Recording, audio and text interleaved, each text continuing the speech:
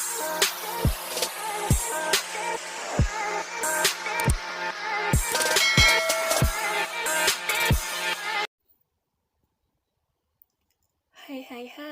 welcome back my YouTube channel. Jangan lupa subscribe, like, comment, and share ya. Oke, next kita lanjutin ya ceritanya. Bab 44. Berlibur. 1 minggu telah berlalu. Saat ini, Naya dan Daniel tengah berada dalam perjalanan. Mereka berniat ingin pergi berlibur ke Australia. Mereka bukan hanya berlibur, tetapi juga bulan madu. Dengan menggunakan pesawat pribadi, memudahkan Daniel dan Naya melakukan apapun. Hanya ada Daniel serta beberapa orang lainnya yang tugasnya mengurus pesawat. Ditambah sekretaris Abai juga ikut bersama mereka.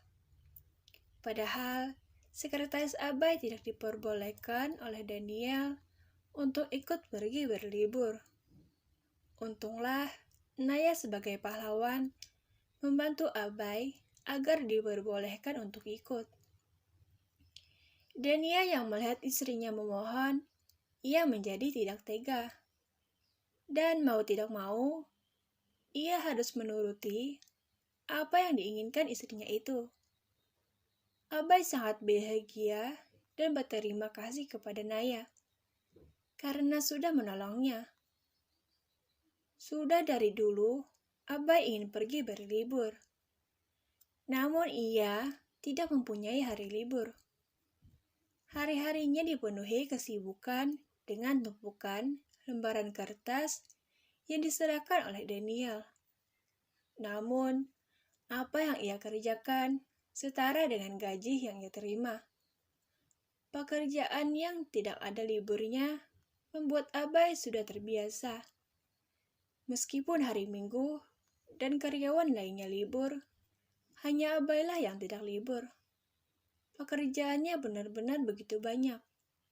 Setelah ini, tugas yang ia pegang sebelumnya akan dialihkan kepada Lipia untuk sementara. Lipia dan Abai tidak jauh berbeda dalam melakukan tugas. Hanya saja, Abai juga bekerja di luar kantor dan ia memiliki gelar sekretaris pribadi, bukan hanya sebagai sekretaris kantor. Karena tugasnya beralih ke tangan Lipia, Abai selalu menakut-nakuti Lipia. Lipia tahu, tugas yang ia pegang sekarang bukanlah tugas yang gampang. Lipia harus lebih teliti lagi dari sebelumnya. Dan ya, jika ada berkas yang harus ditandatangani, maka Lipialah yang harus menandatanganinya. Berkas itu bukan menggunakan tanda tangan Lipia, tetapi tanda tangan Daniel. Lipia harus menirukan tanda tangan Daniel dengan benar, dan ia sekarang sudah bisa menirukannya.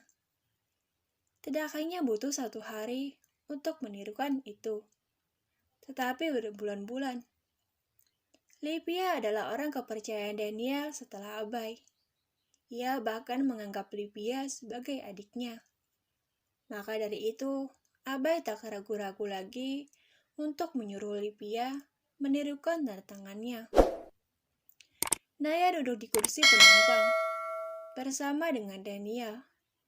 Padahal dalam pesawat sudah disediakan kamar khusus untuk mereka.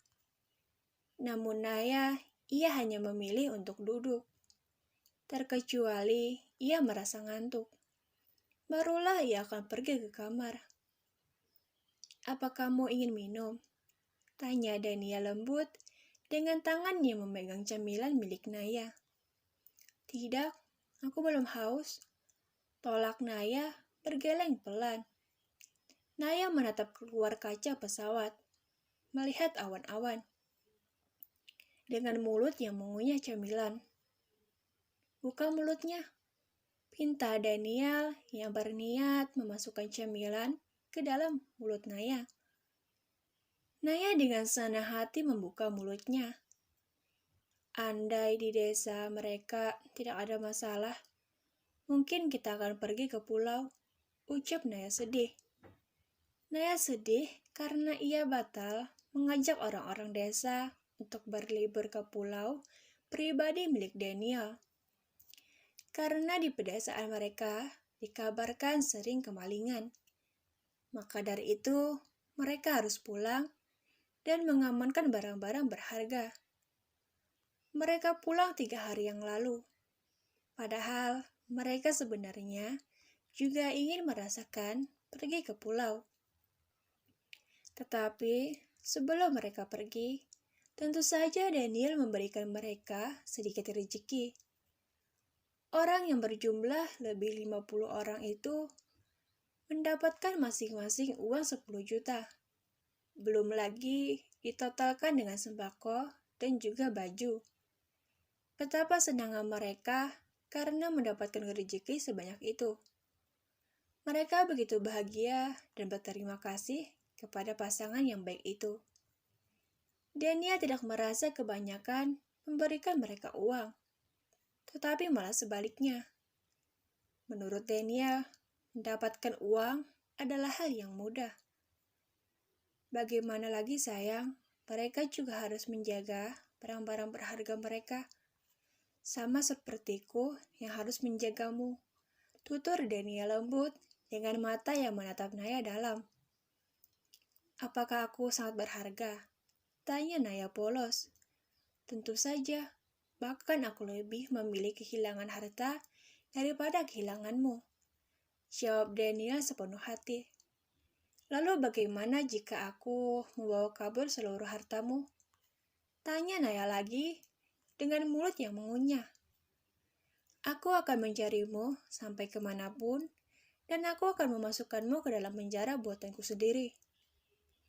Sangat mengerikan. Naya bergedik ngeri dengan bibir yang ia majukan. Syup. Daniel langsung saja mencium bibir Naya tanpa meminta izin. Lagi pula, mereka sudah suami istri toh. Naya hampir saja tersedak makanan yang ada dalam mulutnya. Gak bilang-bilang, Naya memukul paha Daniel cukup keras. Namun Daniel tidak merasakan sakit sedikit pun. Maaf, lagian kamu sendiri yang mancing. Tugas Daniel. Aku hampir tersedak tahu. Sahut Naya. Hampir saja kan? Daniel mengangkat alisnya bergantian, seolah-olah menggoda Naya. Yang aku haus, pinta Naya. Naya sengaja mengalihkan pembicaraannya, karena jika diteruskan, maka dirinya lah yang akan kalah. Daniel yang mendengarnya segera memanggil sekretaris Abai. Bai, panggil Daniel. Abai yang berada di kursi tak jauh dari mereka, ia langsung datang menghampiri. Iya tuan, tanyanya. Ambilkan air untuk istriku. Baik tuan. Setelah Abai mengambilkan air mineral, Daniel langsung menyerahkannya kepada Naya. Terima kasih, jangan lupa subscribe ya. Dadah.